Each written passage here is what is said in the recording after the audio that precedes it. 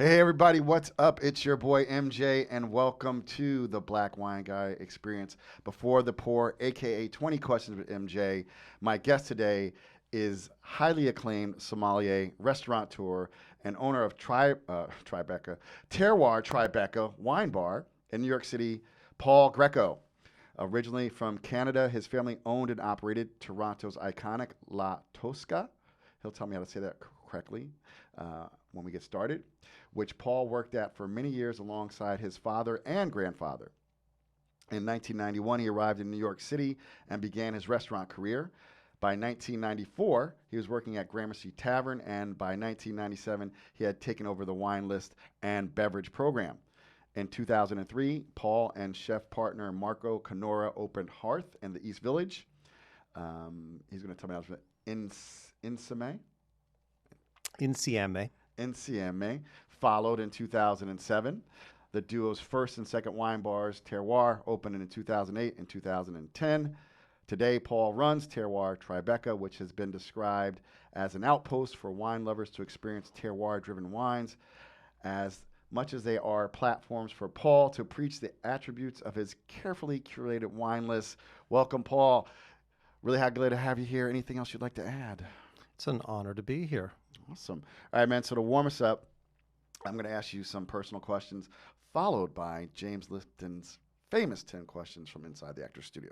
Are you ready? Rock and roll. Okay, man. What is your favorite book? James Joyce, Portrait of the Artist as a Young Man. Today's going to be a good show. Sorry. Are we going to stop there and just start drinking? Is that how this thing rolls? Yeah, you can start Nice. drinking any All time, right. man. Help yourself. Okay, good. What's your favorite movie? Holy smogoles. Breakfast Club.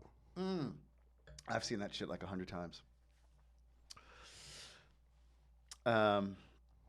Because this is what happens in your house, my house, when you spill paint in the garage. Don't mess with the bull, young man. You'll get the horns. Favorite musical artist? Say that again? Favorite musical artist? Depeche Mode. Very nice. Favorite food? Death row, last meal. What is Paul having? Paul is going to have a salad. Wow.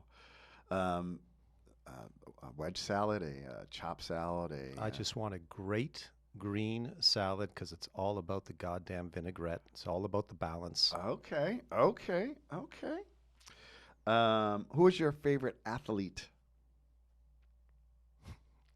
Lance Armstrong. Look, I'm not mad at you. Lance was a beast. No greater cyclist in the history of the world. Referencing my Canadian background, still for me, the fastest individual ever, Ben Johnson. Listen, I ran track. You can learn a lot about me already for the choices I've made in my life, but hell. No, but I think people don't get because I ran track and I have friends who went to Olympics, and just about everybody in Olympics is on some type of performance enhancing drug.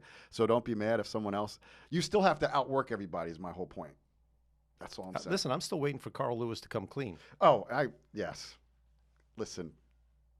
Enough said. Okay, what was your favorite cartoon as a child, or as an adult? The Peanuts. Oh, you like the Peanuts? Okay. I love. I've tried to analyze that. I'm like, was it did they not want to hire voiceover actors, or was it a commentary on what adults sound like to children? Because the adults were like, wah, wah, wah, wah, wah, wah. Are we just are they just tuning them out? Or are they we don't need a voiceover for that. Just go wah, wah, wah, wah, wah, wah. Yes, ma'am. Yeah, anyway, I digress. What was your favorite cereal growing up? Raisin Bran. Salad and raisin bread. I'm a simple man. You are. I'm simple. Keep it simple. All right. What's your current exercise routine? Standing on my feet at work, walking around for 8 hours a day. Works for me. I started that question because we were heavy pandemic, which it looks like we might be going back heavy pandemic, and everybody was on Peloton. So, but I think when I talk to winemakers and people in hospitality, just going to work is a workout. So I'll come up with another one. Okay. Who's your favorite comedian? I am not a comedy guy. When I think that way, I either look in the mirror. He's not a comedy guy. Will Ferrell. He's pretty fucking funny. I love his cameos and shit. Like despite the movies, like when he shows up like on The Office or he just make a freaking cameo, and he always steals the scene. Well, listen, Kicking and Screaming, the addiction to coffee, his learning about evolution in, deep dives into that. For me, I reference that scene in my brain at least once a week. And then in Old School, when he was it was Wedding Crashers, when he was the dude. Oh, yeah, They yeah, went yeah. to visit, You and he's almost got screaming nut- for his mom, Mom, meatloaf! Exactly. Like that shit to me. Yeah. God damn it. Okay. He's like, I almost nunchucked you. Oh my God. And Frank the Tank. Good Lord. We have some sense of humor. Okay. Who would you most like to have a bottle of wine with? Martin Luther. I love it because you preach the prophecy of German wine, and Martin Luther would be a good guy to kind of go over the. Well, just the cojones. Right? In 14, or was it 15, 18, 19, the Reformation, the nailing of the 95, 96 Theses on the church door to challenge the Catholic Church, the cojones of that. I need to better understand that shit. Yeah, that's some serious shit. I think we don't even think about that, but that's for real, for real. He went up against the most powerful organization in the world. Wow. That's why this is not just about wine, people. Okay, now for a second, I try to mimic that famous voice of James Lipton from inside the actor's studio. It will only go on for about 15 more seconds. Paul, what is your favorite word? Milk toast. Can I add? Yeah, please. Because not only does it sound and is it exactly what it is, the way it is spelt adds to the mystique of this word. MILQUE, toast. God damn it, whoever came up with that word. Wow. Now, back when we were kids in school and we were instructed when we were writing shit that the words you used in a sentence had to sort of be self-explanatory. If people had to go to a dictionary, the sentence had to be reconstructed. So when you say to someone or of someone, milk toast, it is exactly what the fuck it is. Yeah. That is perfection to me. I love it. Okay, what is your least favorite word? Laziness. What turns you on? My family. Very nice. What turns you off? Am I allowed a dramatic pause? Absolutely. Pause. Aggressiveness.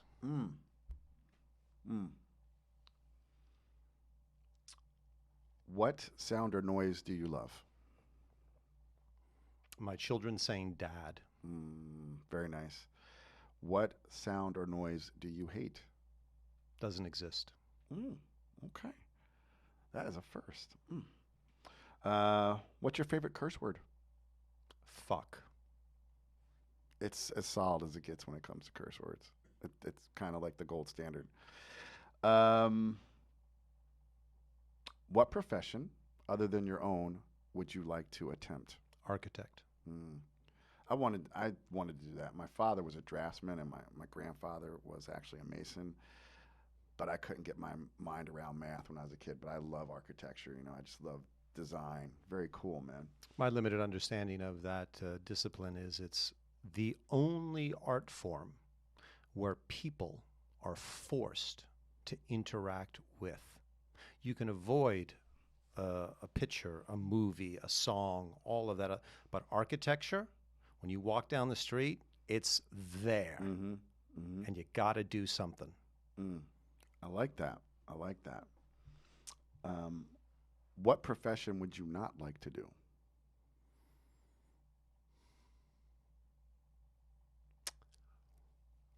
I would hate to have to work in an office at a desk for 8 to 10 hours a day, transcribing numbers onto spreadsheets, whatever occupation that is.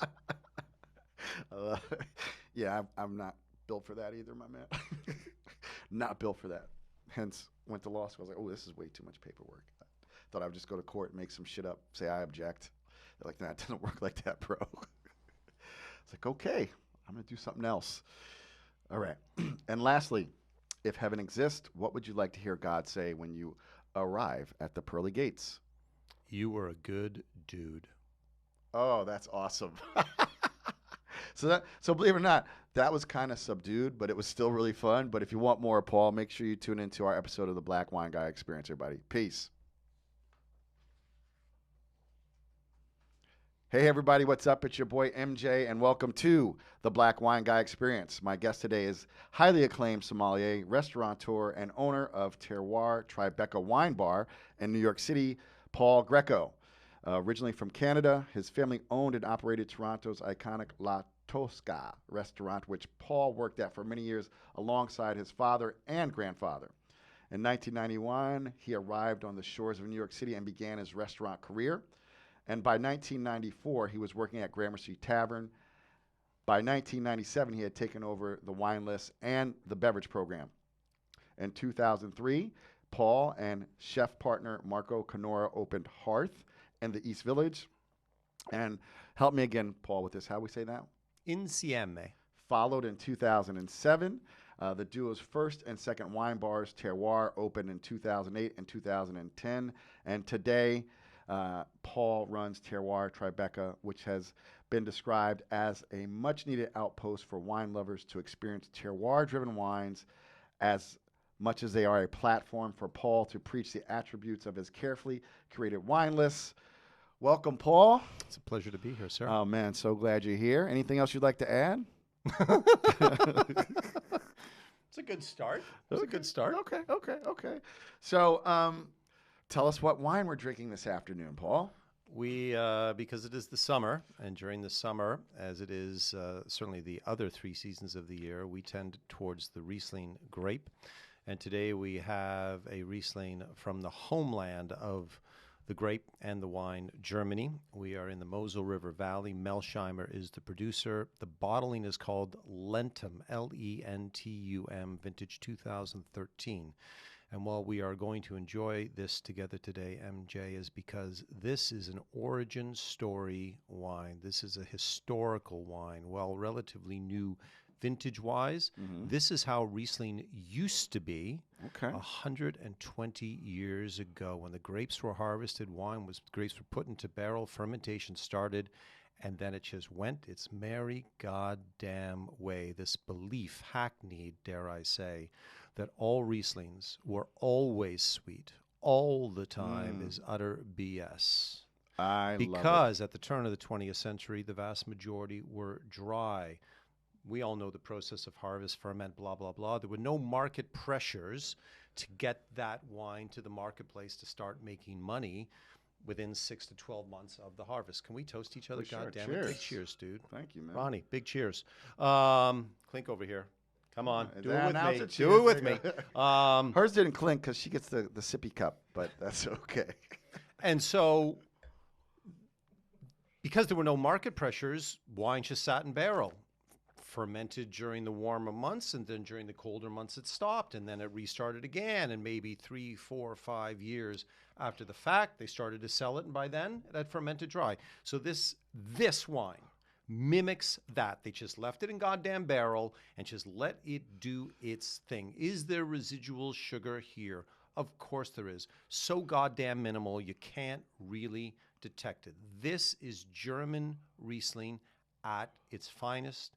We need people to understand that you can't go home, take out your big goddamn broom, and sweep the entire world of Riesling into a corner as being this. Right. It ain't this. Right. It's a lot of this and that and other. And I think this wine helps to paint that picture. Well, this is certainly bone dry. The color's amazing. I mean, it's 8 years old, crisp. So we're gonna we have a lot to get into. We have the summer of Riesling going on. We're gonna get into that, but I actually need to set the stage for people who may not know who you are. You've been described as a sommelier punk or a punk sommelier, and the bio you sent us said that you have been influenced by villains and heathens and revolutionaries and indigenous peoples. So everybody you saw how he came in and just schooled us about the truth about Riesling right out the gate. So he's not your everyday somm, which is awesome. And I think when you said like with brooms with Riesling, like there's a whole image of what a sommelier is because of movies in recent years that have been good for, I think, everything that have been good for the business, but also a lot of people have this one idea what that means. You know what I mean? Um, so let's get into let's go way back. Let's go back to the good old days. Let's talk about you're from Canada.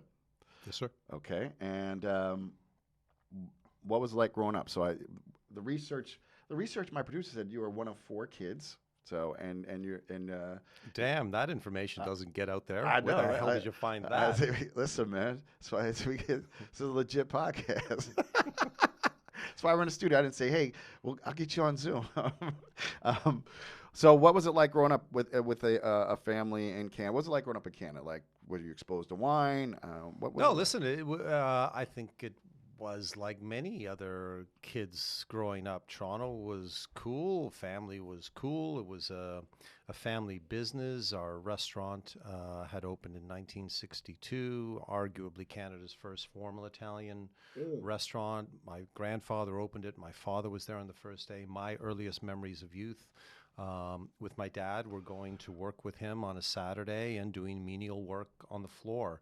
Polishing silver, polishing glassware, straightening out tables, vacuuming, doing things like that. And a lesson I don't think my father intended, but certainly sunk in with me about being a restaurant manager. And I am honored that you consider me a somm. But when I think of a title for myself, I am first and foremost a restaurateur. Love it. I have Okay. found my ken, I guess is the word, to be wine. But I love the totality of this industry, and all wine people should remember that we are but one part of a much bigger industry. And it's not just about us. We ain't rock stars. We're one. If we have any acclaim, it's spread through everyone else in the restaurant. So I learned early on that doing mundane shit repetitively the same goddamn way is a key to success in this business. And I started doing that as a 4-year-old. Right. And I, like any teenager, you rebel against family. I didn't want to get in the goddamn business, but I was asked to leave the University of Toronto because let's just say that I practiced too much hospitality at the University of Toronto, and my father grabbed me by the scruff of the neck and said, "You're coming to work at the restaurant." I initially, I pushed back, but I had no choice because he was paying my apartment bills, my monthly rent. And after being there for a few months, he said, "I'm sending you to Italy for 28 days. And as a 20-year-old, I was scared shitless, and took me a little while to say, this is going to be awesome. But I went there in ignoramus, in wine and food terms, and I returned 28 days later. I was a relative genius, at least compared to the vast majority of the staff at my family's restaurant. And what had happened, MJ, during that time was that I fell in love. And I realized on that trip that everything I loved that I didn't study for at university, and I'm one of those individuals who probably should never have gone to university because I wasn't ready. But I realized that history, culture, civilization, philosophy, religion, people, places, blah, blah, blah, blah, blah, all incorporated in the world of wine. So when I got back home, it's like, okay, restaurants, here I come, and wine specifically is going to be the avenue that I can seize to exercise all of these loves that I have. At the same time, I feel blessed that I spent my, not my influential years, but the years that influenced me the most were the early to mid 80s. And I got into the British New Wave music scene. And to my friends who all wanted classic American rock and roll, I said, no goddamn way. I wanted all the new shit that was coming into Canada at that time, be it Echo and the Bunnymen, Simple Minds, Depeche Mode, that morphed into other scenes. Yeah. But I was viewed by my mates as sort of an outcast, a pariah. And I took that mentality into the world of wine. So if we're going to, when we get to the conversation of Riesling, MJ, please do not think that I have ever uttered the phrase, Riesling is the greatest grape, the greatest wine. I have never uttered that. I love the world of wine, and I just happen to glam onto those things that I believe do not get enough respect. Right, I got it. And then I take it upon myself to push those stories forward, be it music or art or history or blah, blah, blah, or in the case of what we're enjoying together today, Riesling. Yep. Yep. I love that. I love it. So something you said really early in the conversation, and I've been reiterating this almost since the outset, since the first episode, because one, you said, your title, if it would be anything, would be restaurateur, not sommelier.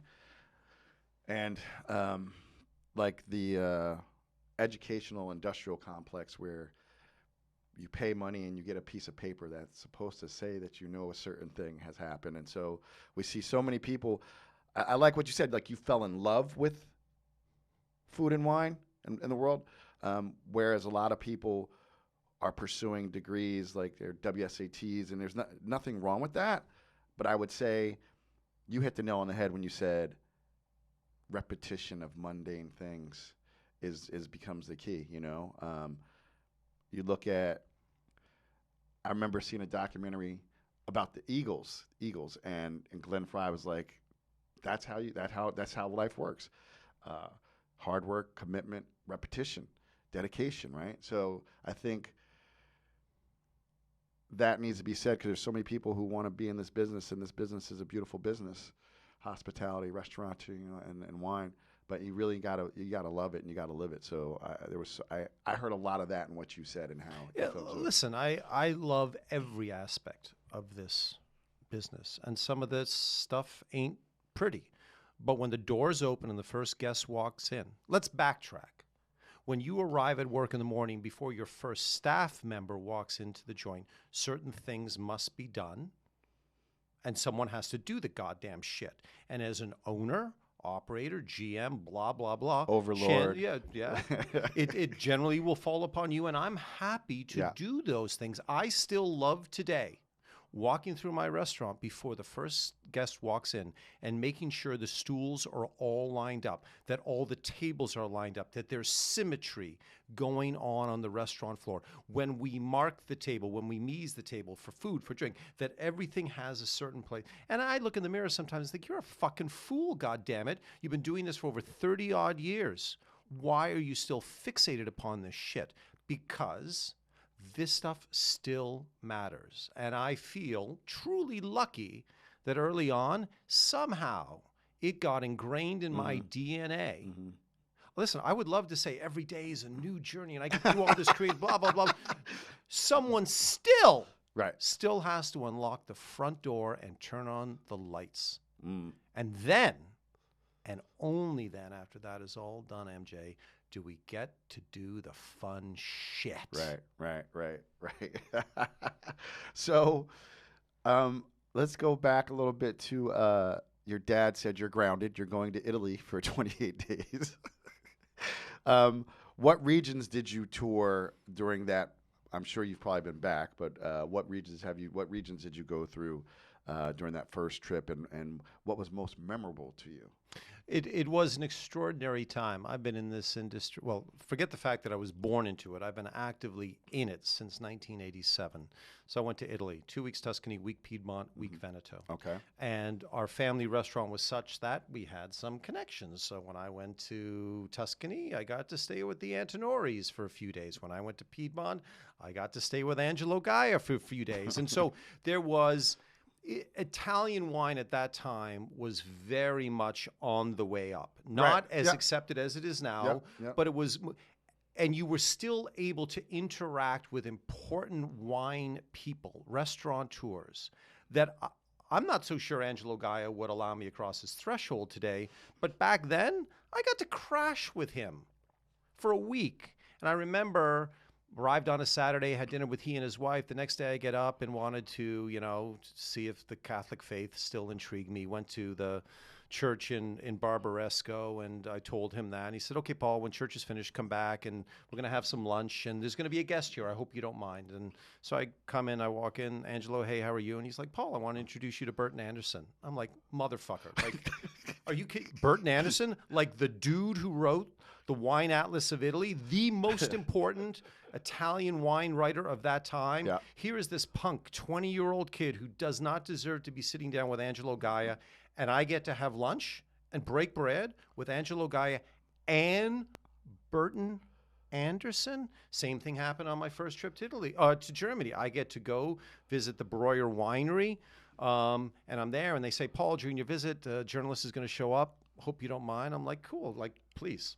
And so journalist shows up, and who the hell is it? Stuart Piggott. My Life Beyond Leave for Milk, my first German wine book that I bought in the 1980s. So luck, if we talk about how you go through this life. I think great decision-making is important to success. And I've been lucky to have made some decisions that turned out to be great. And I've been very lucky to find myself in situations where I've been able to meet people, blah, blah, blah. And lo and behold, it's all fucking awesome, dude. Yeah. Wow. So you also said like your family had like really like kind of like the first Italian restaurant. First formal Italian restaurant, as I understand it. Okay. So you come back from Italy. What do you start doing in the restaurant? Like, did you do everything? Did you work on the line? Did you cook? I mean, what did you? The great thing about family businesses is, for 5 years of my life, I got to work side by side with my grandfather, my grandmother, my mom, my dad. I can't. My God, joyful and hard as shit. Family businesses are hard. By the way, you have a 5-second delay on this recording, so you're going to bleep everything I bloody well say here, right? Is this all hell cool? No. Okay, good. So what I found intriguing, and if I was a smarter individual, I would have known this, that every day my father and I clashed. Okay. And every day my grandfather and I bonded. And I wanted to change shit. This restaurant, by the time I arrived there and was managing blah, blah, blah, 25 years of age. And it was old. It was historic, a.k.a. stodgy, old. All the customers, none of their kids were coming. The age of our clientele was getting older and older. And I'm like, what the fuck is going on here? The world of restaurants was vitally changing in the mid to late 80s, especially in the Italian restaurant world. And ours, my father is like, we're not changing. La Scala is La Scala. And I would take everything that we did, be it small or large, and sit down at lunch with him and beg him to allow me to change something. And finally, my mother sat me down one day and said, you know what, Paul? You see me, you complain about your father. Your father comes home from work and he complains about you. I'm not playing the referee. And if I have to choose between the two of you, I'm choosing your father. Right. And, rightly so. And that's like old school. That's my mom. She's like, yeah. And so I was like, well, my future is not here at La Scala. And my father was such that his reputation was important enough in Toronto. I felt that I would embarrass him if I moved to another restaurant. Okay. So it was like, New York, here we come. Arrived in 91, and it was supposed to be for 3 months. And here we are 31 years later, rock and roll, dude. I know, and now it's 2021. Do you like serendipity? I do love serendipity. I love serendipity, and I used to thought it was one of those things that was just serendipitous. It just fucking happened. And it's only in the last few years that I learned that it can be an active verb, that you can make serendipity happen. So I think without knowing that word, I move in those directions sometimes. So the years working in Toronto with my family, we would come to the States for restaurant conventions, and I happened to meet a lot of important restaurateurs, Lydia Bastianich of Felidia, Piero Selvaggio of Valentino in LA, on that group of important Italian restaurateurs. So when I came to New York, I already had an in with some of these people and was able to start working on day one. Yeah. Why do you? I love you said you every day you clash with your father and then bond with your grandfather. Do you think was it your grandfather? maybe was it because he was so wise and advanced in years that he could see your ideas because he had clashed with your dad? Like, was it that type of thing? Was it generational where like it's just the father and the son clash, or like, what do you think it was? I am not smart enough to say that every child clashes with a parent. You find with your grandparents, when skipping the generation thing, where you find some acceptance. When my grandfather opened La Scala in '62, he was 50 years of age. Wow. And at that point, to be 50 years old and begin a brand new career was insane. Yeah, yeah. And so he, I think, might have been like me in terms of new adventures, pushing the envelope, doing what you shouldn't be doing. And he and I gravitated towards each other. And I think he certainly recognized that if this was going to be a family tradition, we needed to change. And the conservatism that he saw in his son, which is perfectly fine, was not for the best future of the joint. Listen, my father, smartest individual I've ever known. But we just couldn't work together. Yeah, yeah. So you arrive on the shores of New York. Like you said, you had made some contacts. What was your first restaurant gig in New York City? I worked at Remy Restaurant. Okay. On 53rd between 6th and 7th. Got to work. The chef was Francesco Antonucci. Adam Tahani was the owner-designer. Chris Cannon was the GM. An extraordinary Chris, one of the greatest restaurant people I've ever met, can do it all, every which way. And that restaurant at that time was how, I don't know, some Italian restaurant mafia was named one of the top Italian restaurants in the country. And in terms of business, I went from old school, stodgy, 50 covers a night to doing 220 lunches, 400 dinners. It was the polar opposite of my Toronto life. And boy, I needed that kick in the nutsack to show me what this restaurant world could be all about. So I was there for 2 and some odd years. Okay. And after working at that restaurant, was Gramercy actually next? What was next? No, Okay. I went to Boulay. Okay, you went Boulay. The Okay. greatest and worst 28 days of my entire Oh my God. fucking life. Okay, so It was the original Boulay, Okay. and it was, as far as I know, the only restaurant when the Zagat survey was a thing, that was the best restaurant and the most popular restaurant. Okay. And so maybe I went in there with my muscles a little bit too flexed, and the GM at that time decided to, treat it like the military and wanted to break me down. And boy, oh boy, it worked. Went into the emergency room of the hospital having had a panic attack. It was, those 28 days, still today, are palpable for me, and nothing influences how I do what I do other than those 28 days at Boulay. Even more than the 7 years at Gramercy Tavern with Danny Meyer. The way that restaurant was run, you got to be fucking kidding me, man. Anyway, so I went from Boulay. wait, I was like, but isn't it? There's a movie 28 Days, right? Like we need to write a 28 Days movie about the restaurant business, like the hell you went through. Man. Like it sounds like a horror movie, like literally. Like well, the people who were there at that time were. I think they had empathy and sympathy for me, but they also felt that I was an idiot for acting the way I did, and I deserved a kick in the nutsack. And, okay. And all of the people there, Jean-Luc Ledoux was there at that time, Ned Benedict, Kurt Gutenbrunner, like incredible people who went on to do other stuff, is that I needed a little bit of a come down, and God knows I got it, as unfair as it might have been. Yeah. But I went from there to Gotham Bar and Grill for a little bit. I went to Gabriel's, went to Judson Grill, where I got to hook up with Chris Cannon again. And then in January of '95, I started at Gramercy Tavern. All right, so let's talk about Gramercy Tavern, the Tavern of Gramercy. Listen, if I hadn't left in the early O's to open my own joint, I'd still be there. Greatest goddamn restaurant ever. And the team that was there in the late 90s, early O's, between Tom Colicchio, Claudia Fleming, Nick Matone as the GM, the back servers, the food runner, the fronts, the captains, the cooks, the whole thing. It was Hall of Fame type material. Again, I somehow made the right decision to go there, and stayed and was offered this position of not just beverage director, but service director and AGM.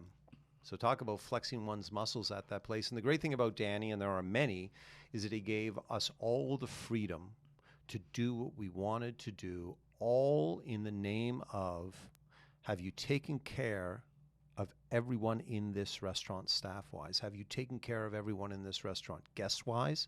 Have you taken care of the community, the purveyors, the bottom line? Rock and roll. Do whatever the fuck you want. And whether that was the stated fact, that's how I interpret it. Right.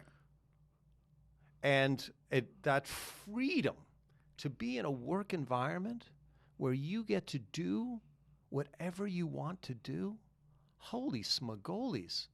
And my name wasn't on the goddamn check. My name wasn't above the door. And I still felt that way, as I believe everyone else at that joint did at that time. It was so unbelievable to me. I think that's interesting. Well, I've worked with people personally, not even in restaurant business, but like sometimes you work with someone who they have no faith in their people. They're not for their people. And you can have an oppressive work environment. This sounds like the complete opposite. It was like, I like what you said, like, I don't think you actually, well, you did have a checklist, but there was a checklist of this happened, this happened, this happened. Okay, now I'm just free to be Paul, right? Was that kind of like the sense? Yeah, listen, MJ, we know that from the moment you arrive in the morning to the minute before the doors open, there's a lot of work. Yeah. The mise en place that you need to do to get the joint ready. But if you do it well, the second the door opens and the first guest walks in, that should be fun time, goddammit. The fact that someone is willing to cross our threshold and interact with us, allow us to serve them food and drink, blah, blah, blah, that I'm honored by that.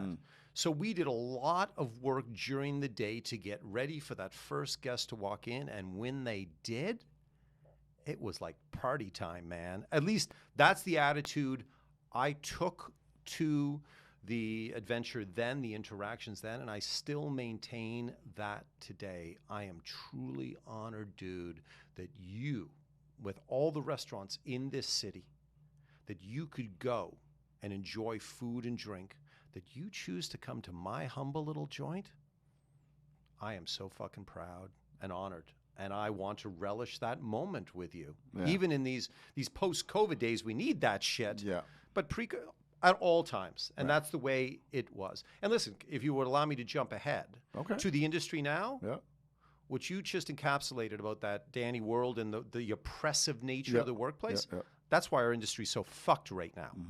Because too many of us ran businesses where the first thing we focused on was the guest. And we didn't focus on our people. And because we thought all bets are off, you must do everything you can for your guest. And we didn't take care of each other. And that's why today so many people have left the industry or don't want to come back and work.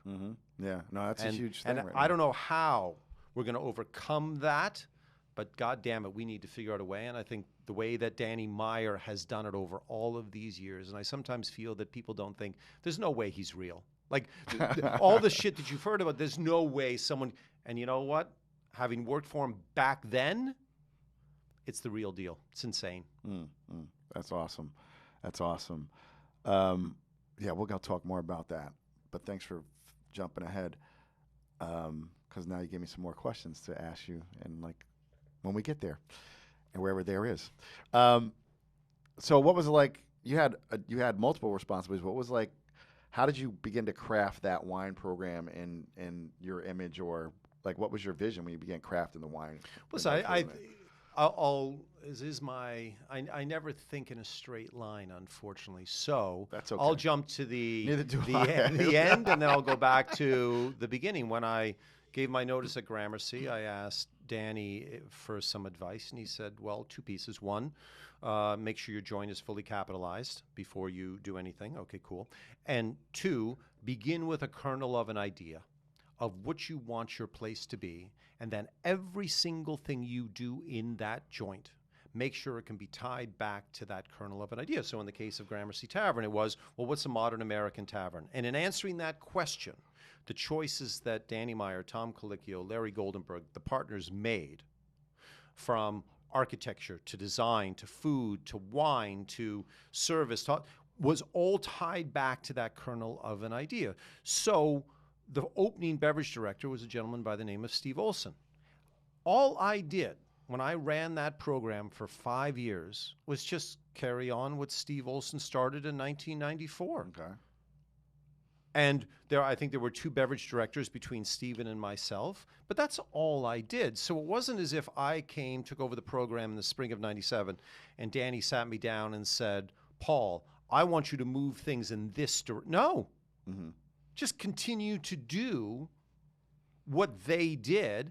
And then I got to add a little, dare I say it, Paul Greico spice on top. It was a great time for the rise of Austrian and German wine, or let's say the rise of Austrian wine, the renaissance of German wine.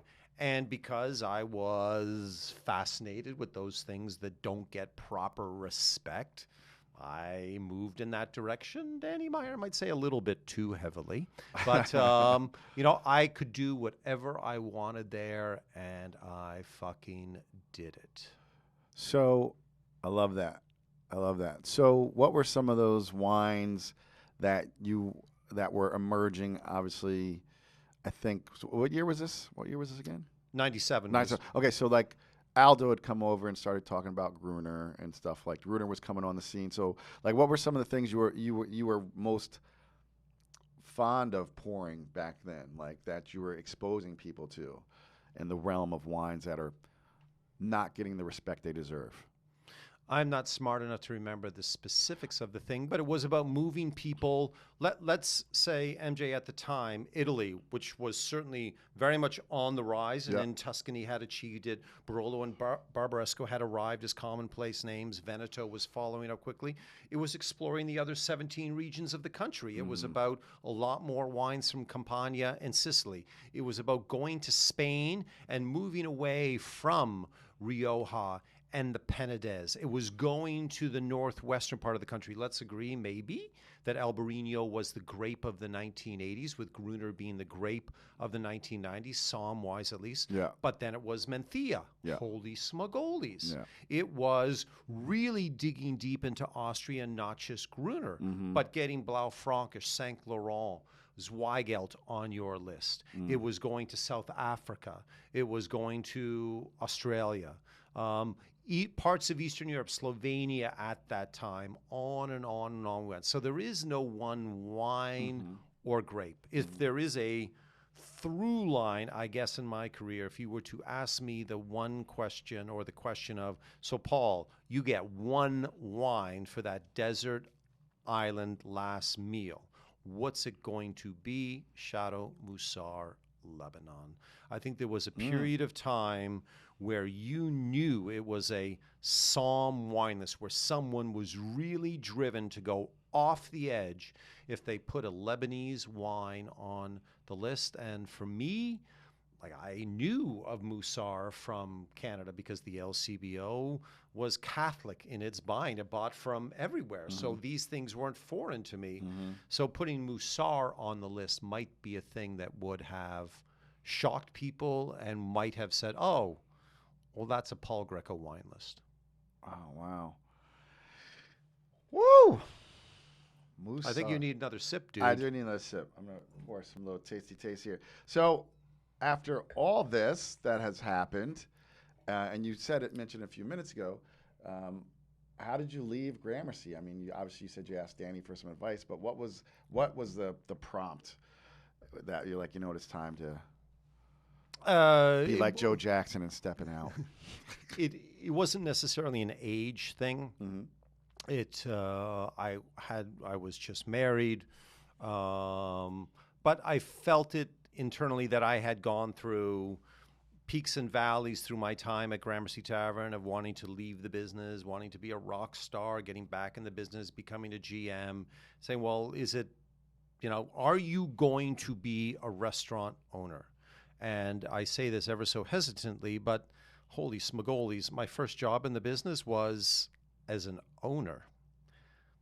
family business. Oh, yeah. I'm one of the Yeah. generations. So, Yeah. and Yeah. that's sort of Yeah, yeah. insane. So I was coming back around, but I went through a lot of years of thinking, no, I'm not going to do this. But it was just a realization that I have to do my own thing. So with that in mind, I gave notice, and it was the right time for me to leave.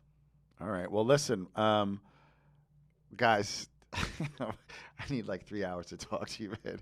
But we're going to take a quick break. We'll be right back, and then we're going to get into post Gramercy Tavern with my guest, Paul Greico. Okay, we're back. All right. So let's talk about opening Terroir in 2008. Like you said early in the conversation, like start with an idea. What was the idea that led to Terroir? Well, while I will accept and recognize and be honored by the fact people think of me as a wine person, I'm a restaurateur first and foremost. So I had no desire to ever open up a wine bar. Okay.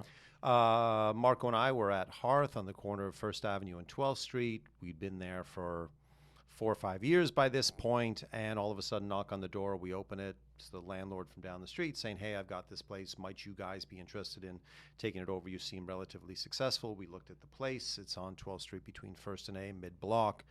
And we walked, we looked, we said, it's way too big. Just, you know what? If it was a third the size, we might consider it, because we were involved in Midtown Manhattan at that time with Insieme and didn't think we could do more than one additional project. And so we walked away thinking nothing would ever come of it. A few months later, knock on the door, landlord, he's like, I did it. And we're like, what? Who are you and what did you do? And he's like, I'm giving you a third of the space.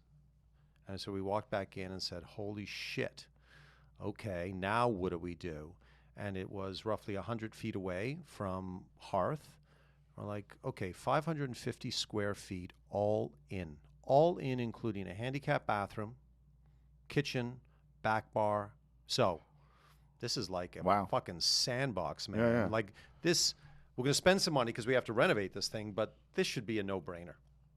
Well, what are we going to do? Well, when Marco Canora, he and I worked together at Gramercy Tavern. He was a sous chef, and then he left to open up Craft with Tom Colicchio in 2001. Okay. And when Tom and Marco opened up Craft Bar, the menu was a lot of Marco's dishes from Marco's family. You know, small bites, nibbles, things like that. Dare I say, perfect for a wine bar. So, okay, food-wise, let's do Marco's wine bar food that he had done previously. And, you know, Hearth, big seller, let's just move it down the street and have some fun. And so the thinking about the joint was the third partner, a gentleman by the name of Stephen Solomon. If you ever look at the Terroir wine list, there's a lot of graphics on there, and they're all done by Stephen Solomon. Okay. And the way I describe our relationship is that I fill the pot with water. I then put the pot of water on the stovetop, and I turn the gas on, and Stephen Solomon walks by and turns it up to 11. So while Marco did the food, he sort of cut out at that point in time, and then it was Stephen and I, lots of late nights over multiple bottles of wine, thinking about this joint. And we got fixated upon the idea of the sandbox. And without being viewed as an arrogant dick, it was along the lines of our sandbox, one of the cool places to be as a kid. And in our sandbox, it was our friends, our toys, our rules. The original rent was $2,000 a month. And just looking at the size of the space, we knew you could have no more than 3 employees. So we knew the labor cost was going too low. So when you think about the business of a restaurant, your 3 big cost items on your P&L are going to be cost of goods, labor, and occupancy. And we knew 2 of the 3 were going to be very doable. So it was like the freeing signal of, holy shit, you can do whatever you want. And so at that point in time, I jumped into the wine part of things and said, Paul, wine-wise, you can do anything. Like you can have a big by the glass program. And if you ever thought that you could never put 6 different Nebbiolo by the glass to show the entirety of Piedmont, then in the past you could only do 1 Barolo because you only had 9 other spaces for red wines by the glass. Yeah. Well, now fucking do it all. And the same thing happened, my conversation in my brain about Riesling, that up until that point in time, if you had asked any wine person, by the way, you can shut me up at any point in time if you so desire, Dude. that You're rolling. You I'm know, not gonna so Shit. what's your favorite grape, your favorite wine? Right. Top 3 would include Riesling for every single wine person. Yeah. And then, being the contrarian ass that I am, I might say, so what are you doing about it? And they say, well, I pour a Riesling by the glass. Like, that's it. So your favorite fucking grape, wine, you're only pouring one? And then I'd look at your wine list and it would be, oh yeah, Pinot Noir is your other grape. And you have tens, hundreds of bottles, deep dive into Burgundy, and you would have maybe 5 wines from Germany. Like, really? So, but again, to each his own. Right. So I decided we opened up in the spring of 2008. Mm-hmm. They're like, well, I have to put my money where my mouth is, so to speak, and said, okay, this coming summer, we're only going to pour Riesling as our white wine. So it's in 2008. 2008, dude. So, so 2008 was like, that was the genesis of Summer of Riesling, I take it. Yes. Okay. How was that received? Hated it. Well, listen, think about if you were a server at Terroir. First of all, guests would walk in and say, yeah, I'd like a glass of Sauvignon Blanc, please. Sorry, we have no Sauvignon Blanc. Okay, well, that's odd. I'll have a glass of Chardonnay, please. No, sorry, no Chardonnay by the glass. Well, that's really fucking odd because it's only the most popular white grape on the planet. Okay, I guess I'll have to have a Pinot Grigio. No, sorry, no Pinot Grigio. Like, what the fuck? Well, what do you have? And they would say Riesling. What else do you have? Only Riesling. So my staff hated it. Okay. My partner hated it because his food was Italian-centric. He did not think that it could work with Riesling. I can't say the investors hated it because we didn't lose money. We made enough money to pay the blah, blah, blah. Right. So we got through that, and I move in a straight fucking line, and I am very dogmatic about this shit. So you could say, well, Paul, Summer of Riesling, it was really just July and August, right? Right. No. It begins on the first day of summer, and it ends on the last day of summer, 94 goddamn days. Period. Deal. And so we survived it, let's say, year one. And then we get to 2009. My staff looks at me in the spring and said, Paul, you're not going to do that Summer of Riesling thing, are you, again? Because that really sucked. And that's all I needed to say. Oh, yeah, we're going to do that shit again. And we're going deep. So it was. And then to jump ahead to the second terroir, which was Tribeca, when we opened that in April of 2010, well, Summer of Riesling that year, and all of a sudden the press began to say, wait a second, there are 2 places doing the Summer of Riesling? This must be something. So while it started in 2008 and it was shits and giggles at a 550 square foot place in the East Village of New York, it sort of grew as we got more terroirs, plus. But again, and I emphasize this, we did not do the Summer of Riesling to say Riesling is the greatest grape, Riesling is the greatest wine. We did not ever say that. Other people can say that. We just wanted it to get its rightful place on the pantheon of great wines, a place that it occupied decades before, and then for a shit ton of reasons, lost it. So, I love this. So, you're, in the beginning I said, like, you're like this, punk som. You're like, you're super intelligent, incredibly humble. I love that. But like I just this week, like my last guest, I don't know if have you met Michael Juergens yet? I have not. Okay, well he's insane. He's an NW candidate, but he's also a partner at Deloitte, and he's written books on wine, and he said, like, if there's one person in the wine business I fanboy over, it's Paul Greico. And then another guest of mine on Chef Westcott, he was in the city for his birthday this weekend. He's a chef in Western Mass. And he's like, yo, MJ, what's going on? It's like, oh, I got Paul Greico coming. He's like, dude, that's my dude. Like you have this, like, you have this status, like, underground, like, legend status, like, of which I think is freaking awesome. So what were you most proud of about out of that like little 550 square foot place? The fact that we could do Whatever the whatever fuck you we wanted to do. wanted. Like, and I mean that in all seriousness. And Dan, this was not a send off from Danny to me. It was a statement that I can't remember what question prompted it, but it was about our industry. That it is really rare to be a restaurateur because you get to be everything. What's everything? Well, you get to be in your own joint the architect, the interior designer, the florist, the cook, the wine person, the beer person, the spirits person, the service person, the hospitality person, the florist. Just keep going. The musicologist, blah. All of these different disciplines, MJ, you get to exercise in your own four walls.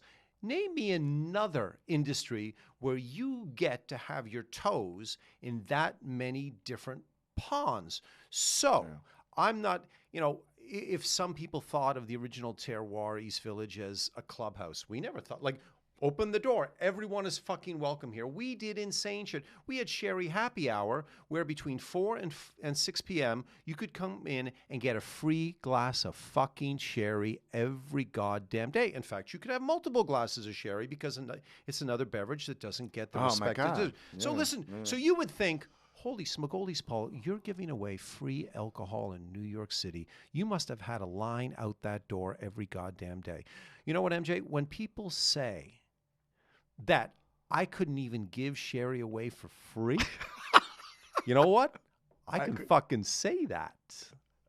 So Summer of Riesling was but one thing we did in that place wine-wise.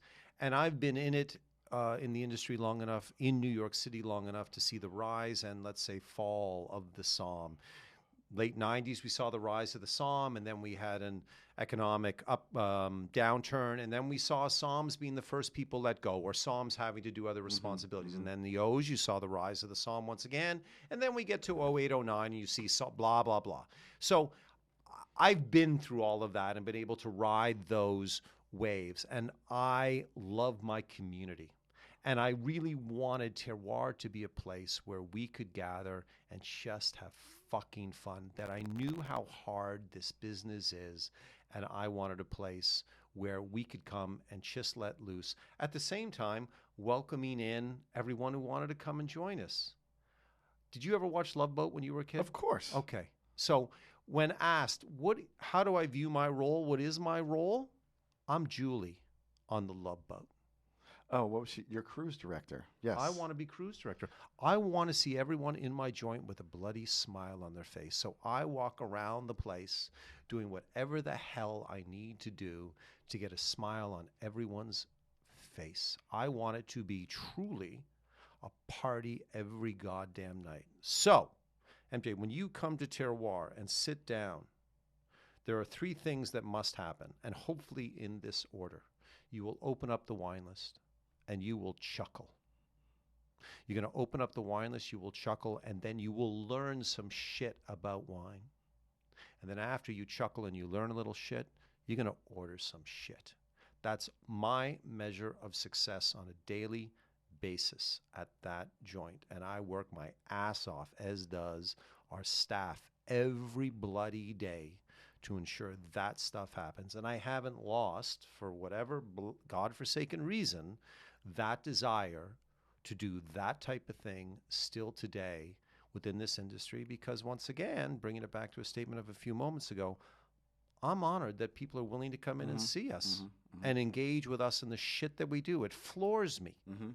And so if you're going to make that commitment, I'm going to seize it and take you on a bloody journey.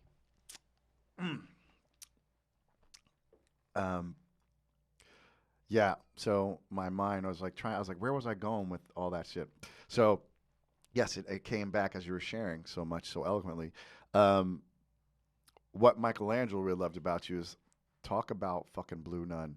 You brought back Blue Nun. Talk about Blue Nun.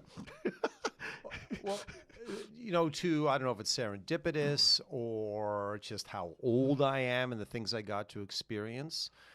Growing up in Ontario, the Liquor Control Board of Ontario, still these post-prohibition or prohibition era liquor laws, blah, blah, blah, that I got to see and experience all of that shit. If you were to say, so Paul, whether you like to say it or not, we presume that you are a Riesling fanatic and it is probably your favorite grape. Was there a Riesling that you had that turns you into this? No, there wasn't a Riesling that I had. But I am very familiar with Blue Nun because it's what I saw my parents and their friends and grandparents drinking back in the day. Mm-hmm. Sherry, I remember my grandparents having a glass of Harvey's Bristol Cream on the rocks every goddamn day at 4 o'clock, so I am not unfamiliar with sherry. And when you get to the history of that stuff, when Blue Nun was first introduced in 1921 by the Schmidt-Sona family and Peter Sechal, or the Sechal family, all of the history of that wine in those days, that it was the gateway drug. Not just the gateway Riesling, but the gateway drug for many people into the world of wine in the 60s and 70s and early 80s. Right. It was the world's biggest selling wine. So as a Riesling person, how can I not acknowledge that? Am I going to piss upon that wine? No! There is something important upon that wine. So telling its story is important to me, and to be honest, selling the goddamn wine was important too. So we, at various points in Terroir's life, have had Blue Nun on the list, just as one of those lines in the sand that you might need to cross if we're going to have a full Riesling conversation. There is not a wine out there, MJ, that I am afraid of bringing into my goddamn joint, because every wine has a story to tell. And what are we? I'm not a cork puller, dude. I want to be a storyteller. Yeah. So as a storyteller, I need all of this shit in front of me to better tell the story. I love that. I mean, to your point, I remember the Harvey's Bristol Cream commercials, Blue Nun, and the rosé all day. Let's take it back. That's why Mateus is back now, right? And I have you had the new Mateus? But apparently it's a little bit drier. I'm told. I don't know. That was a gateway drug in the early 80s too. Biggest selling wine of the 70s, and of course. And then I have told people this, because I learned this when I first came into the business in the late 90s, mid-late 90s. There's no California wine industry without White Zinfandel. It's so. I love when we can be playful, but we need to acknowledge these things. You know what I mean? So I love that you bring Blue Nun back from time to time. And yes, you're nailing it. I've been to Terroir twice this week. And just last night, I stopped and had a glass of Riesling before I went home. And I picked this up, man. You are not really labelable, which is awesome. But listen, dude, let's put it this way: if you are going to have a glass of wine in front of you and then take a sip out of that glass of wine, and you're not going to have a smile on your face, something is fucking wrong. So all of the shit that we do around the world of wine, be it tattoos, stickers, buttons, the various promotions, the preaching the gospel of, blah, blah, blah, is all in this effort to bring a smile to your face. Because this beverage that has been with humankind since we started walking upon this goddamn planet must be here for a reason. Goddamn right. So I'm going to give you guys the Summer of Riesling safety tips. Do not accept a wine by the glass if you suspect it has been subject to malolactic fermentation. When entering a wine bar, always know where the Riesling is located in case of fire or other emergencies. You need to get one of those break glass and put a fucking bottle of Riesling in it just for shits and giggles at your place. Okay. Do not drink and drive or accept a ride for someone who claims that they don't like Riesling, do you have anything more dry for me? And always carry enough money for another glass of Riesling. And in case of emergency, remember floral notes, expressive fruit, and elegant structure. Like, fuck, man, that's like what wine should be, right? Like you said, it should be a smile on your face, right? Like, there's a million wine podcasts. We haven't said shit about bricks and destemming or any of that shit because I love to know that stuff, but go listen to one of those podcasts. Like, I want to talk about,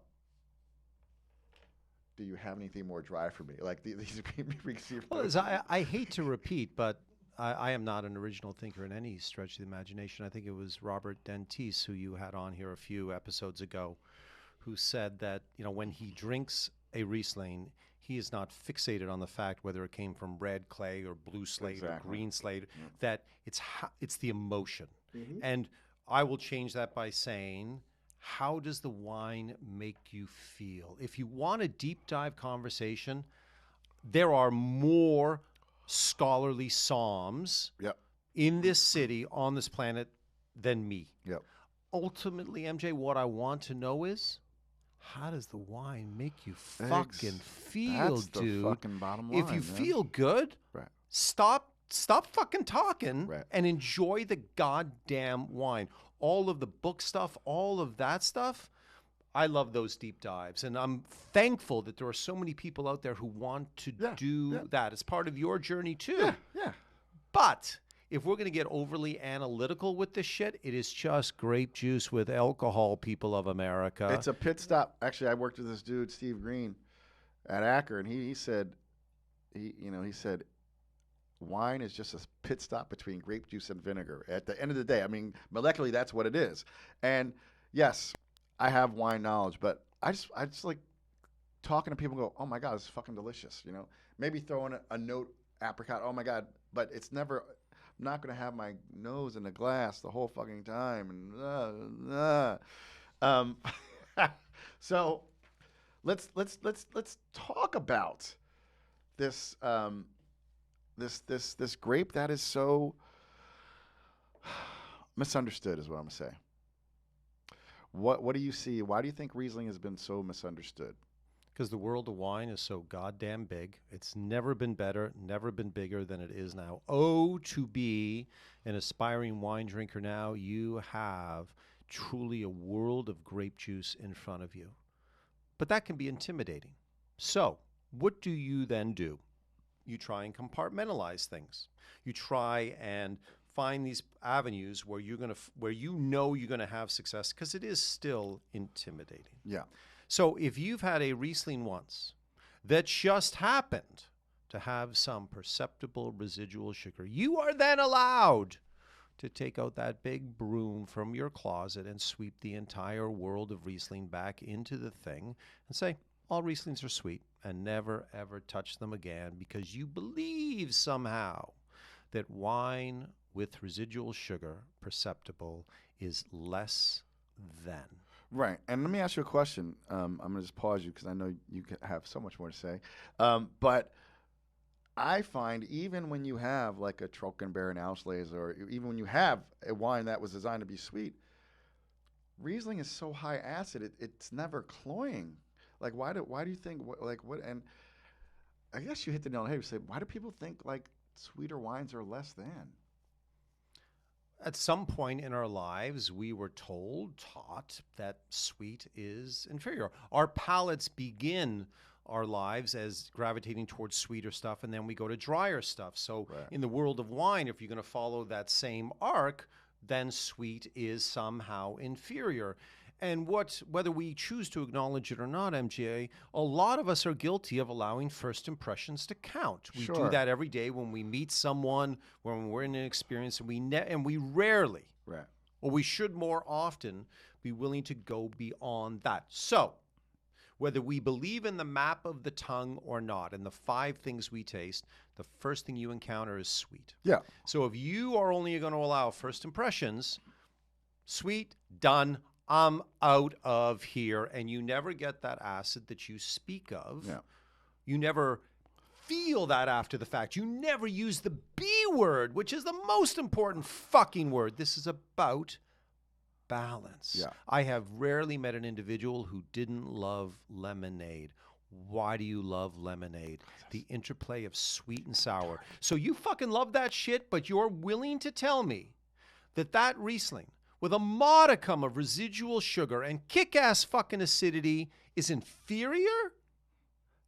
That is the fight, so to speak, that we enjoy having on a daily basis at Terroir. Because in being so confrontational, even not in the summer of Riesling, you're going to come to Terroir and have 20 to 30 Rieslings by the glass, and at some point you're going to look at this stuff, you're going to get confused, you're going to get pissed off, and you're going to turn to your server or to me, and you're going to say, what the fuck? Why do you have so many goddamn Rieslings? And then we can have the conversation of, because that's all I want to do. Yeah. Yeah. I want to converse with you. And if breaking through that, if unsettling you is going to open up a door to have the conversation of this grape and this wine, rock and fucking roll. And MJ, let's acknowledge that the vast majority of Rieslings produced on this planet are dry. Oh, yeah. And that's not just subjectively dry. That. That is objectively dry, yet that hackneyed belief that people have of this grape, this wine, being this singular style, utter bullshit. And that's what we're here to fight against. Right on, man. Right on. So, in addition to being a restaurateur, you are prolific at expressing your opinion, is what I would say. So, if you go to the Terroir website, there's a number of manifestos. When and why did you get into writing manifestos? I don't want to say that I'm a failed writer, and my wine list is the place where I get to exercise that demon. But I think, once again, back to that Danny Meyer's statement of a restaurant. As a restaurateur, you get to do whatever you want. I seized that moment. And listen, at times in my career, it's come to bite me on the ass. And I've put my staff in some very bad situations by beliefs that I have had and use my wine list to state those things. And I've risen and fallen between giving a shit, not giving a shit, and now I'm back to giving a shit.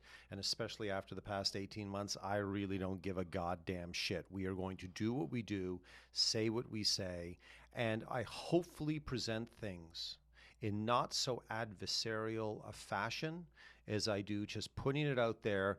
Let's talk. Yeah. And the world of wine is everything to me. I see everything through this prism of wine, or wine allows me to see into all of these different areas.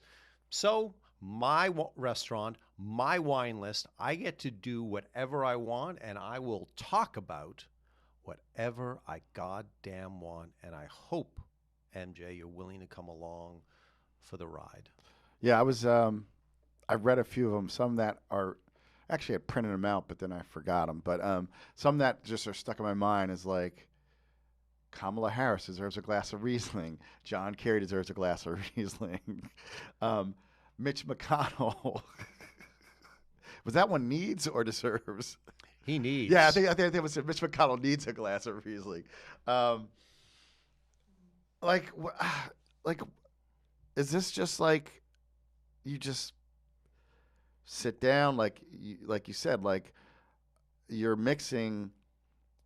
I could see like you're mixing your own views, and you don't want to harm those who work for you, but like the Mitch McConnell one, like I thought that was so good because I think it sparks conversation, right? Because I think on both sides of the political spectrum, no one wants to talk to each other anymore. And in that piece, you acknowledge that he had taken a step, you know, but then the graphic of him superimposed on the Italian fresco. What was that? It was the Garden of Naked something. It had to do with the balance between good and evil, right? Right? Yeah. No, Stacey Abrams deserves a glass of Riesling. Listen, we Again, I may take this stuff too far. I may make it so personal. Um, I've been doing it long enough to, I'm not going to say I've earned that right. I haven't earned anything, God damn it. But I will use the voice that I have been able to attain and fight the good fight, say the things that I think should be said. And looking back to the very old days when the restaurant, the tavern was the gathering place for everyone in the community to not just meet and greet, but to be informed about what's going on. Maybe, just maybe, I'm using my venue as a place for that. Yes, if you read everything I've written, there is an arc that I've taken, a tone that I've taken. And to all of those who I have offended, I apologize. But I don't care. I don't care. Yeah, yeah. So, another great quote we seem to we found was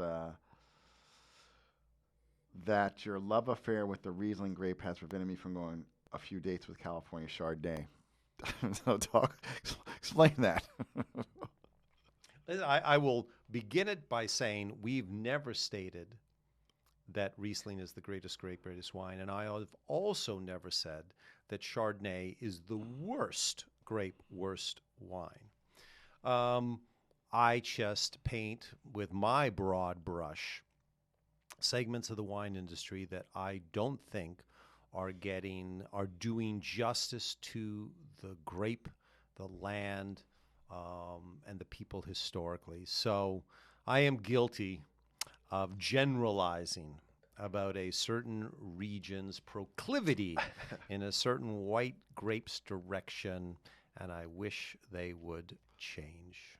But if it made you pay attention, then I've accomplished my goal. So, I mean, you've said several times that you're not the person who's saying that Riesling is the greatest grape in the world. So, like, your wine list is like it's like a trapper keeper. It's like a binder. You know, it's huge, and it is very fun and interesting. And you know, I go in there and I just go, give me a glass of Auslese. What do you like? I just know it's a place where you can go and just, as a wine person, I can just ask your staff what's tasting good right now. Listen, MJ, I'm in the hospitality business. But what I purposefully do upon your arrival and sitting down in my joint is to make you uncomfortable, which has nothing to do with hospitality. So let's just say I practice aggressive hospitality. You come in? Which in the beginning, one of aggressive is like the word he hates the least. That's so ironic that we're coming back around 70 minutes later to that. well, listen, dude. You know, I am purposefully making you uncomfortable. I am recognizing your expectations when you came in, but I want to agitate things. So when you open up our wine list, it is intimidating. It is fucked up in its appearance. It is wordy. It is overwrought. It is so many goddamn things when all you want is a glass of wine. God damn it. Why doesn't this asshole just allow me to order a goddamn glass of wine? And I don't. But that's where we come in and do our shit, which is recognizing your discomfort and recognizing that you have fallen below your expectations. So we need to bring you back up to that level, and with education, a modicum of, with a chuckle, a joke, a piece of humor thrown in, we can then elevate you above those expectations. So when you do leave our humble little joint, MJ, you say to yourself, holy shit, I need to get myself back there. My ultimate place that I will open, no list. You sit down, you give me an idea of what you want to enjoy tonight. And if you can't be specific with the wine, then I'm going to ask you your favorite band from the 1980s. Name me your favorite book.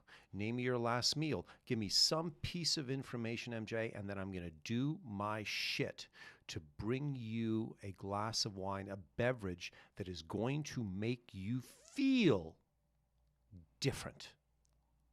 That's what I ultimately want to do in my career. That's fucking sick, man. So, like, how many wines do you have? I'm not a Go- numbers guy, yeah, dude. you have no idea? I Is leave it? it up to people Okay. with higher Uh, brain powers to count that all shit. right. So, numbers aside, moving away from Riesling, like what type of wines you drink on a personal basis? Like if you're going for a red wine, what like do you have a go-to, or is it all mood, or is it all about the pairing?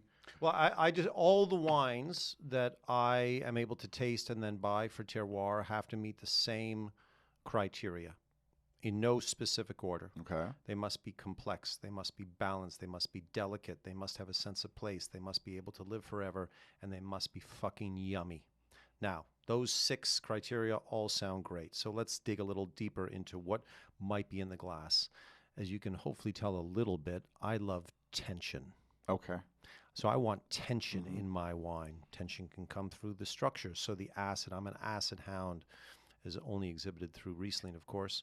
Um, I love balance. I love purity. I love sense of place. I love sense of fruit. And I love sense of human being, a human being smart enough to impose their will upon the wine. So so And that applies to the world of wine, dude. So it could be any wine from okay. anywhere on the world. If it meets those criteria, you're coming through the goddamn doors of terroir. Okay. Okay. Okay. And because like I said, I was there recently, and so like my wife, she likes bigger reds, and I was pleasantly surprised to see you have the Turley Juvenile there, right? Um, and when you talk about, I came up in the '90s. Turleys they didn't have as much tension like now they have under the direction of Tegan, right? They were big and bold and Yeah, alcoholic yeah, and over the top, and now they are about restraint. yeah. So, again, we're going to generalize potentially about the world of Zinfandel Sure. and say, Paul, how can you have one of those by the glass with all, we thought you were a Riesling. No. Have you tasted the fucking Well, wine? exactly. Yeah, yeah. I mean, that wine has just got great acidity, and zip, but it also has the heft and the kick that she likes. She's like. Um, let's see. So, how did you get through last year, man? What was it like during the height of the pandemic? It sucked. How'd you guys keep the doors or the lights on, doors open? People of America, thank you very much for your tax dollars. We got the PPP loan. Okay. And without that, we would not have reopened. We shut down for 14 months, MJ, and it was awful. It was a roller coaster ride, and the only word I can use to describe it was flailing. And there is no worse way to run a business, or I guess to go through life, than feel Yeah. like you're flailing on a daily basis. And that's what it was like for me. Last fall, Terroir was closing. I didn't see a way forward. Called the landlord, giving up the keys, da-da-da-da-da. And for a variety of reasons, I eventually saw a way forward, and here we are today. Terroir is reopened for 3 months. But it was, listen, I was, as any small business owner, I was in the same place as a shit ton of people. And I look at my peers out there, anyone who survived this thing, anyone who was open during the entirety of this thing. Mhm. I honor you. I'm envious of everything you have done. And I hope to God that I can find a way forward for the remainder of my 10-year lease to, then come into your joint and thank you for providing a roadmap to me. Because this shit ain't easier today. This is still hard and is going to be hard in our industry for, I think, the next 6 to 12 months. Yeah.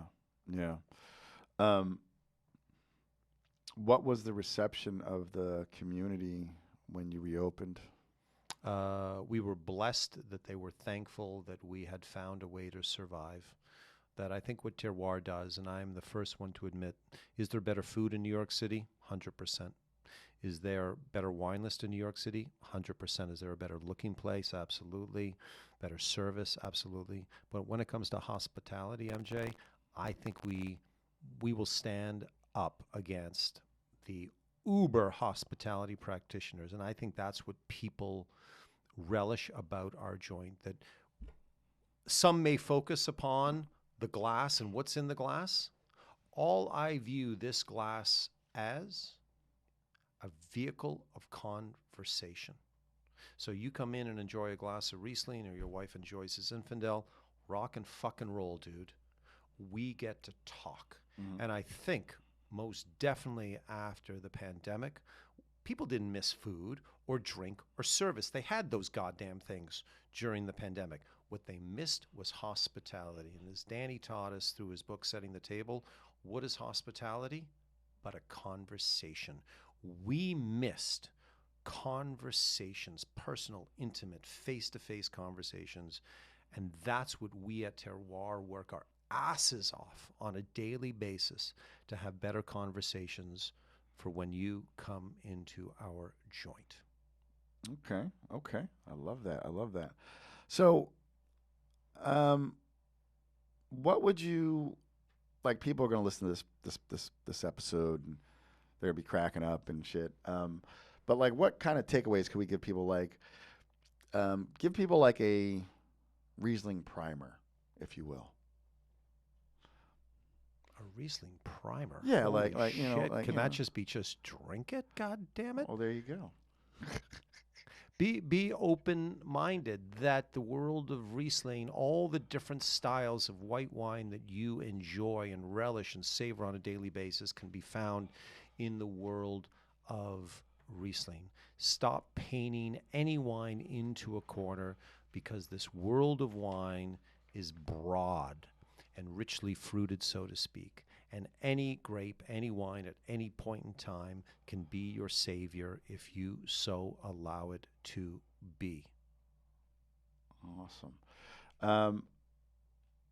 What's some of your favorite pairings with Riesling? So, like, we were there Saturday night, and we had Riesling with oysters. But what are some of your favorite pairings? I am the days of being a somm where I fixated, sweated, went to the gym to think about, holy shit, this dish, this wine, what am I going to do? If I fuck it up, the guest is going to hate my guts. I don't give a shit anymore, because most people don't give a shit. So, I should answer your question, though. I'm going to have a Cabernet Riesling from the Moselle River Valley with a bowl of frosted corn flakes. I think there is nothing better on the planet than that. Period. Amen. Wow, that's a different one. And I saw something last week or maybe 2 weeks ago. Talk about you did a night where didn't you donate like all the money to the R Valley? Yep. Yeah, talk about that. Well, we love this industry and world that we exist in, and so many people need help in so many different parts of the planet, and certainly in the world of wine. And we should have done a lot more to help more of our peers in so many different parts of the world. But this one, for whatever reason, struck me. It was Mother Nature slamming down upon Germany, specifically the Ahr River Valley. 2 months of rain in one night, late at night, 1 a.m. in the morning on July 14th. These people went to bed, and when they woke up, everything was gone. Over 100 people died in the Ahr River Valley. Entire livelihoods wiped out by these people. Funnily enough, the vineyards are relatively fine, save for they need manpower now to keep working the goddamn vines. But what was a gentle stream, the Ahr River, became a raging goddamn biblical monster and ripped away wineries, equipment, wine. And we felt for our, whether I refuse to acknowledge or not, our overt love of Germany and its most important grape, that we had to step in. So yeah, the sales from that Wednesday night all went to the Ahr River Valley, the fundraiser that's going on. So $3,000 went in their direction. It's a little that we could do, so we choose to do it. No, that's awesome, man. I mean, you really walk the walk of Paul instead of the walk of life, the walk of Paul, right? Oh my God! As I'm enjoying this bottle of wine, the Lentum.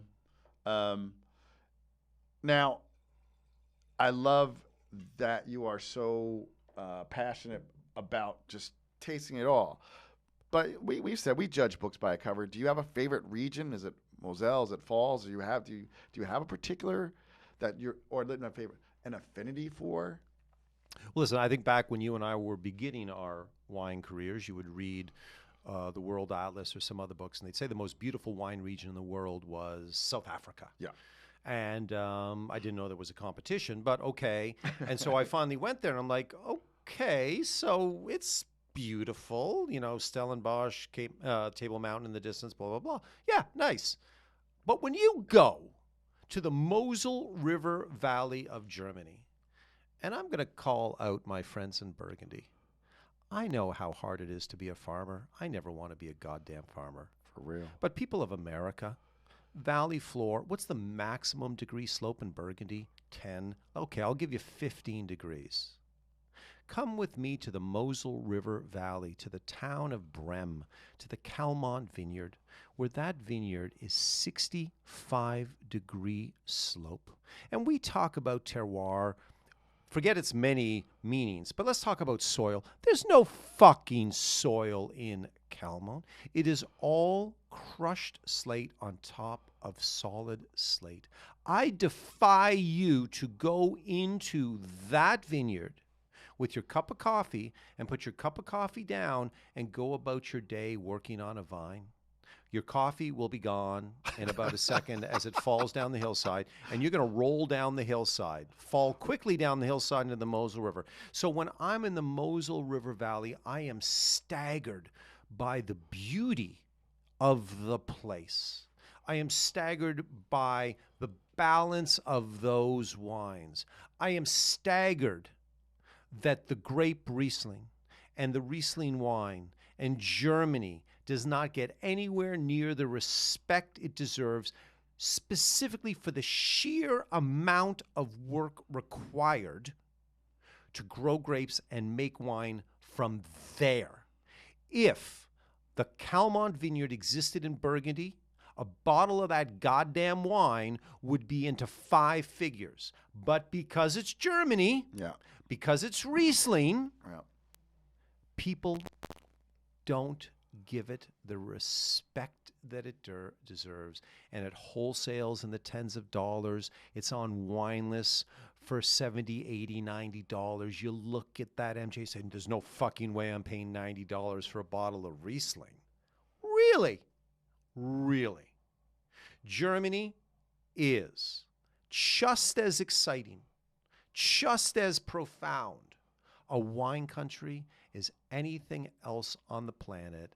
And wine lovers, so-called wine lovers with Catholic tastes, need to stand up, go to the local goddamn wine store or restaurant, and start buying, demanding more German wine, because the stories they can tell you, you have no clue. Not saying anything less about France or Italy or Spain or blah, blah, blah, but Germany needs to be there too. Yeah. And as you were sharing, another question came to mind. So what do you believe, what do you think about, like, the Finger Lakes is an up-and-coming region for Riesling, and they've been growing Riesling in Washington State for a while, and I believe Washington State actually has the most Riesling vines planted outside of Germany. I read somewhere. But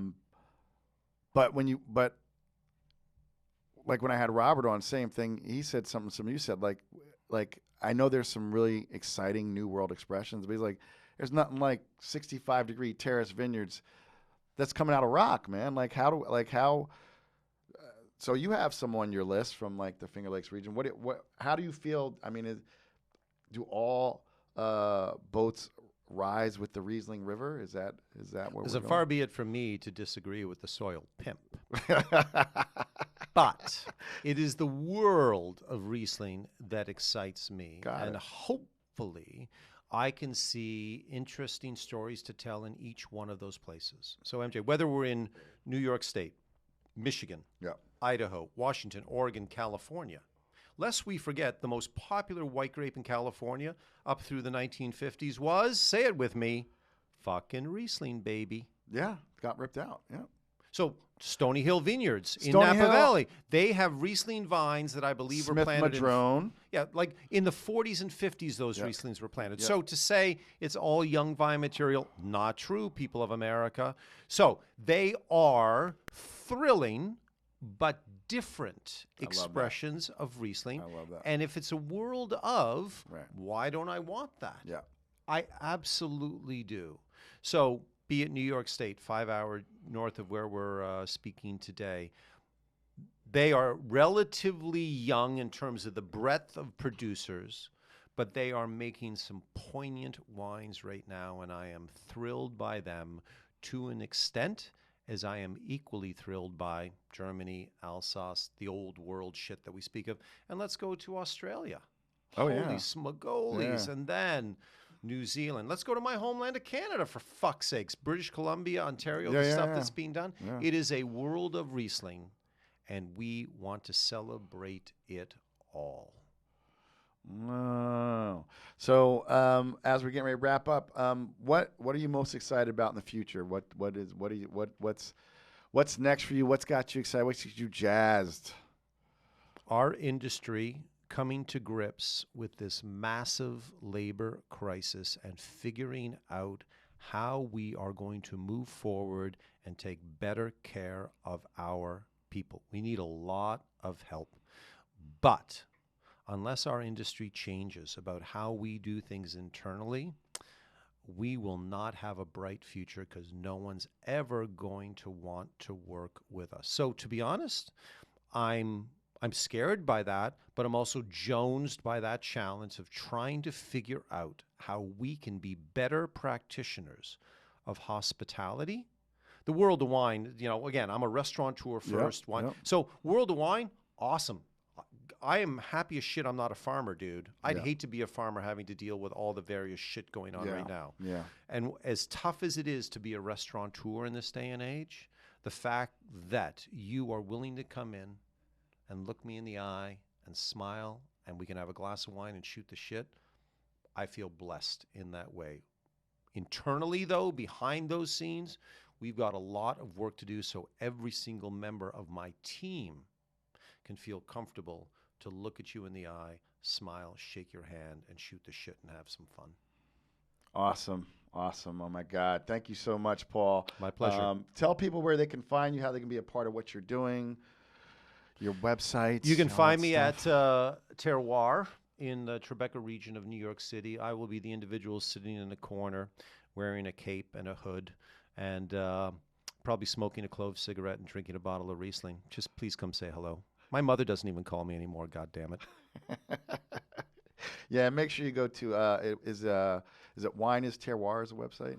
We have a website too. You're the social media expert. I'm not. Yeah, go to wineisterroir.com and see the crap that we've written. Get on the email list. He'll email you, and you can follow Terroir NY on Instagram. But my dude, oh fuck, I'll just come to the restaurant. We'll hang out and talk. But you are welcome back here anytime. Thank you very much. Everybody, we checked off all the boxes again. We talk about cheers to the Mavericks, the philosophers, and the deep thinkers, and to all the wine drinkers. So MJ, I say peace. Cheers. To Ronnie.